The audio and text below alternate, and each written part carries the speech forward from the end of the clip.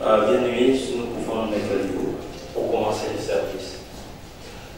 Éternel Dieu des armées, éternel Dieu tout-puissant, nous voici en ce lieu pour te rendre grâce, pour honorer ton nom, pour avoir pris l'âme de ton serviteur qui a été au milieu de nous. Seigneur, tu nous as donné, Papa Zacharie, il a plu à toi de pouvoir les rappeler au éternel auprès de toi. Nous bénissons ce moment parce que l'Éternel vient qu'il s'accomplisse ta parole. Selon qu'il est écrit dans les Saintes Écritures, tu as été tiré de la poussière et tu retourneras à la poussière. C'est ainsi que tu viens d'accomplir au Éternel cette parole dans la vie de ton serviteur. Que ton nom soit loué, que ton nom soit exalté. Père, que ce moment puisse être un moment de paix, un moment éternel. Nous allons, éternel, nous soumettre tout entier en toi. Seigneur, parce que tu dis dans ta parole que tu t'es soumis à toi. Que ton nom soit béni, que ton nom soit exalté, ô Dieu Tout-Puissant. Dieu Tout-Puissant, quand mon cœur considère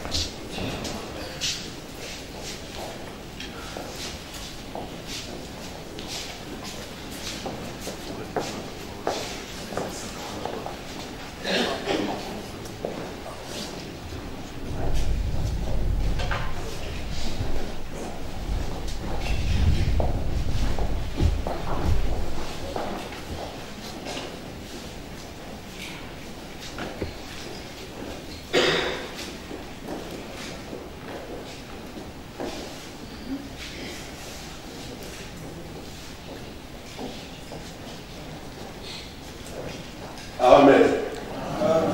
Que le Seigneur bénisse chacun de vous. Je voudrais lire l'écriture directement dans le livre de 2 Corinthiens, au 5e chapitre. Je vais lire du verset 1er jusqu'au 5e. Il est écrit: nous savons en effet que si cette tente où nous habitons sur la terre est détruite, nous avons dans le ciel un édifice qui est l'ouvrage des dieux, une demeure éternelle qui n'a pas été faite de main d'homme. Aussi gémissons-nous dans cette tente, désirant revêtir notre domicile céleste, si du moins nous sommes trouvés vêtus et non pas nus. Car tandis que nous sommes dans cette tente, nous gémissons accablés parce que nous voulons, non pas nous déplier, mais nous revêtir, afin que ce qui est mortel soit englouti par la vie. Et celui qui nous a formés pour cela, c'est Dieu, qui nous a donné les arts de l'Esprit. Amen. Nous pouvons couper notre moment pour la prière. Seigneur notre Dieu, reçois l'hommage. Nous venons de lire ta parole. Puisses-tu la ouvrir dans nos cœurs, nous édifier. Au nom de Jésus-Christ. Amen. Merci bien-aimés de votre présence ici. Je crois que vous comprenez pourquoi vous êtes ici. Vous êtes ici, c'est parce que nous croyons à une réalité, comme je le prêchais hier soir. L'accomplissement de la parole de Dieu a toujours attiré des foules. Et aujourd'hui, la parole de Dieu s'est accomplie. Cette parole-là, bien-aimée, que vous le vouliez ou pas, elle s'accomplira certainement. Et il n'y a rien sur cette terre qui peut arrêter la parole de Dieu de ne pas s'accomplir. Quel que soit votre savoir, quelle que soit votre science, quel que soit tous les médecins que vous pouvez vous entourer, tout ce que vous pouvez faire, rien ne peut stopper l'accomplissement de la parole de Dieu. Ce que Dieu a déjà dit, cela finira certainement, que vous le vouliez ou pas, que vous le croyez ou pas, que vous soyez croyant ou athée. Bien-aimé, ce qui est sorti de la bouche de Dieu s'accomplit certainement. Il avait déjà dit, depuis les temps anciens, toi et moi, nous n'étions même pas encore nés. Depuis, il avait déjà dit, il avait déjà prononcé cette parole, bien-aimé. Tu es poussière, tu retourneras à la poussière. Dieu avait déjà dit ça. Alors, malgré toute la haute technologie, la science bien avancée, bien aimée pour stopper cela, mais alors personne ne peut stopper l'accomplissement de la parole de Dieu. Parce qu'il est le Dieu Tout-Puissant. Ta parole à toi faillit. Et elle continue à faillir. La mienne aussi. Mais celle qui a été prononcée par Dieu, elle ne faillit jamais. Elle s'accomplit et elle s'accomplit certainement. Ici, je viens de lire avec vous cette écriture. La Bible nous dit clairement, si cette tente dans laquelle nous sommes sur cette terre, si cette tente dans laquelle nous habitons est détruite, elle est tombée, comme elle est là maintenant. Ça, c'est le corps que notre papa, il a vécu sur cette terre pendant les années que Dieu lui a données. Pendant les années que Dieu lui a fixées. Bien aimé, vous savez, il y a une écriture, lorsque j'ai lu cela dans la Bible, je me suis senti petit. Et depuis ce jour-là, j'essaye par la grâce de Dieu de vivre plus près de lui.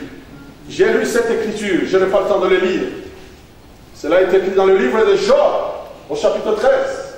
Il est dit, tes jours à toi et mes jours à moi sont déjà fixés. Amen. Dites Amen, bien-aimé.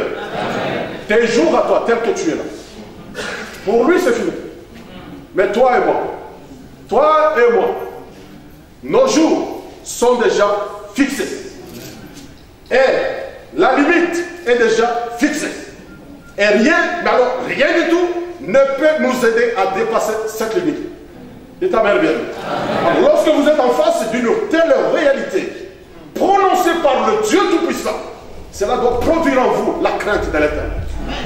Dites Amen, bien. Et vous craignez Dieu, parce qu'on ne se moque pas de Dieu. Tout celui qui a cherché à refuser, à dire quoi que ce soit devant la parole de Dieu. Vous vous souvenez de Pierre? Jésus-Christ un jour lui a dit, toi, tu me régneras. Il a dit, les autres, n'est pas bon.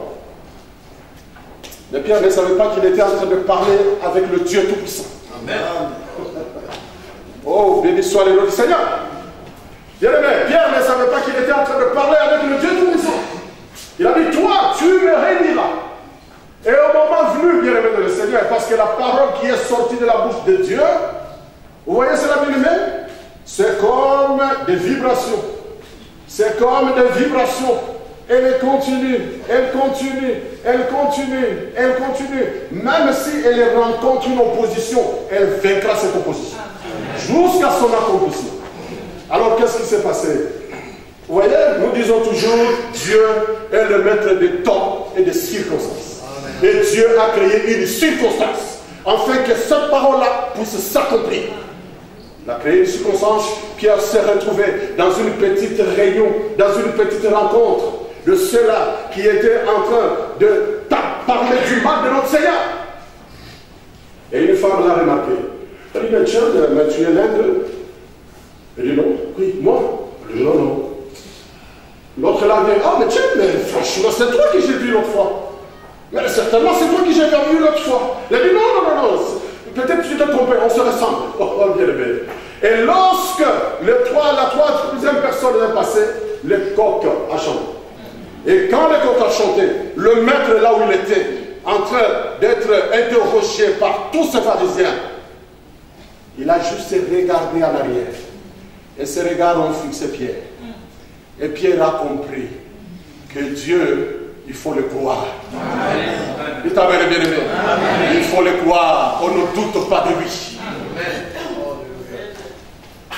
Alors la Bible dit, si cette tente dans laquelle nous nous trouvons maintenant est détruite, comme elle vient de tomber maintenant, nous avons une autre qui est, elle, l'édifice de Dieu. Cette autre est l'œuvre de Dieu. Cette autre est infaillible. Cette autre est immortelle, incorruptible. C'est une réalité, bien aimé. Et lorsque vous êtes en face d'une telle parole, je vous dis la vérité, depuis, par la grâce de Dieu, Dieu m'a fait grâce de comprendre toutes ces réalités. Oh, bien aimé dans le Seigneur, j'ai compris pourquoi Paul pouvait regarder la mort en face et dire, oh mort, où est ton aiguille? Il n'y a pas quelque chose, bien aimé dans le Seigneur, qui nous terrorise comme la mort. Mais ça terrorise tout le monde, bien aimé. Ça terrorise, les gens sont terrorisés par la mort. Il peut accepter tout, mais pas mourir. Oh, non, non, franchement, non, non, moi, non, non, non, je ne veux pas ça. Oh, non, non, que cela s'éloigne un peu. Non, cela peut atterrir chez le voisin. Que cela atterrisse chez le voisin? C'est merveilleux que cela atterrisse chez le voisin. Mais la Bible dit les choses qui arrivent chez le voisin. Prends garde, c'est ce qui t'arrivera aussi un jour. Amen. Amen. Alors, si cette tente dans laquelle nous nous trouvons maintenant, cette tente ici, oh bien-aimés dans le Seigneur, vous qui êtes ici, vous comme moi, combien nous ne marchons pas dans la rue en nous dandinant à cause de ça? Vous perdez votre temps au lieu de chercher le Seigneur, de vous convertir, au lieu de chercher le salut, de préparer votre départ petit à petit. Vous voyez cela, bien-aimé? Vous passez votre temps. Alors vous vous dites, oh, mais toute la vie c'est ça. Hein? Vous devez vous réjouir. Hein? Parce que, bon, après la mort, c'est fini. Hein? Vous voyez? Alors vous vous livrez là à toutes sortes de bêtises, de toutes sortes de mondanités, bien-aimés. Alors, vous êtes là, vous prenez ces corps, vous les plongez dans n'importe quoi. Vous êtes là, vous embellissez ces corps. Vous achetez, il y a des gens qui sont ici, bien-aimés dans le Seigneur. Lorsque j'observe vos pieds simplement. Lorsque j'observe vos pieds, j'observe ce que vous avez mis comme habillement. Je crois que tout ce qui vous enveloppe peut-être peut coûter 5 000 €. Mais vous êtes là, vous n'avez même pas de Bible. Vous n'avez même pas la Bible. Mais lorsque j'observe vos chaussures, lorsque je vois ce que vous avez mis comme chemise, comme pantalon, comme boucle d'oreille, comme je ne sais pas quoi, comme vos mèches.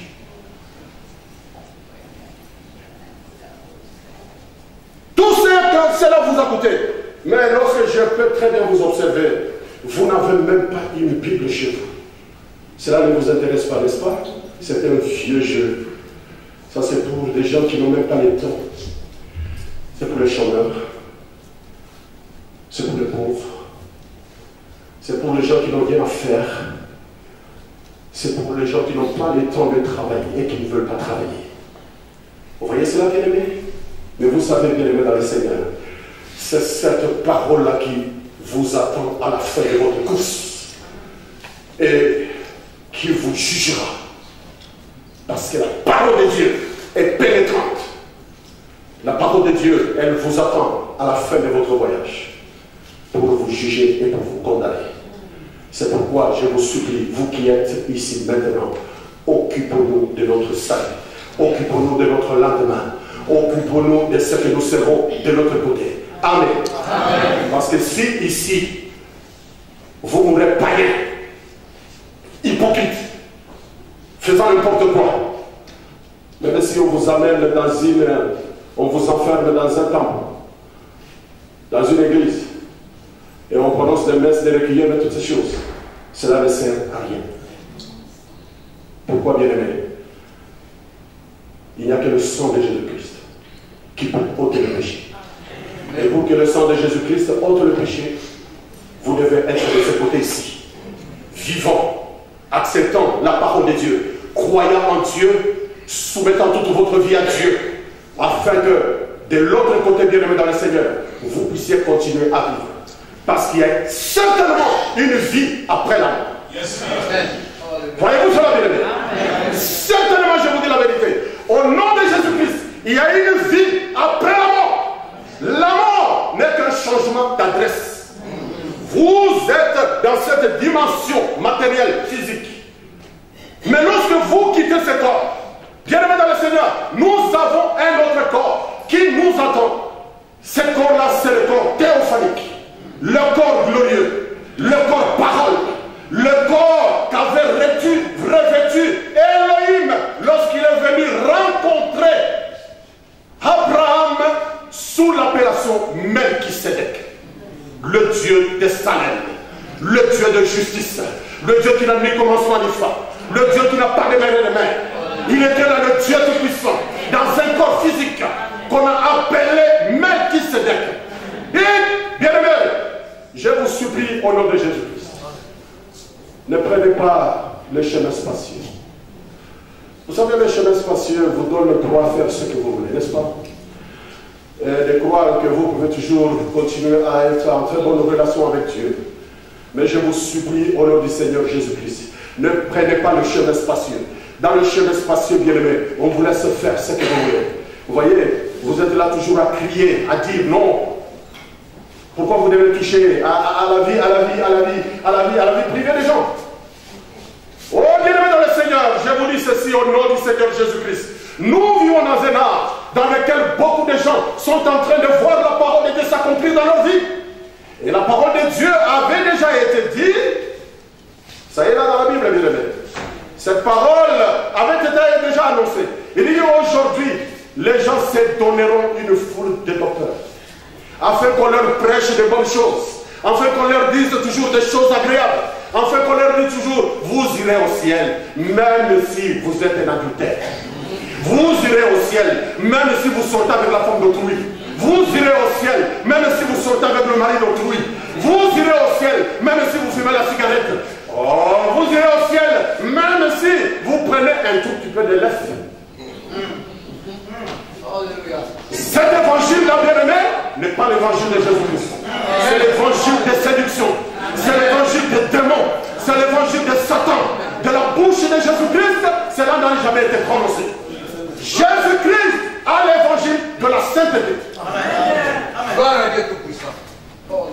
Est-ce que vous m'entendez, bien-aimé? Jésus-Christ a l'évangile de la sainteté. Purifiez-vous. Sanctifiez-vous. Et soyez en paix avec quiconque. Alors, si vous êtes dans cette salle, est-ce qu'il y a-t-il un ennemi pour vous dans cette salle? Est-ce qu'il y a une femme qui a un ennemi dans cette salle? Est-ce qu'il y a quelqu'un dans cette salle avec qui vous ne vous parlez pas? Bien-aimé, c'est le temps d'arranger ces choses-là. Ne blâmez pas. Parce que les choses qui sont arrivées, vous regardez bien mon doigt, les choses qui sont arrivées doivent nous servir d'exemple. Et ta belle bien.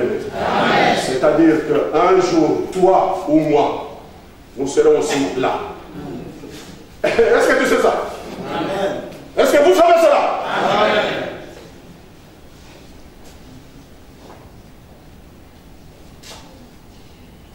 Ne faites pas attention parce que vous êtes encore...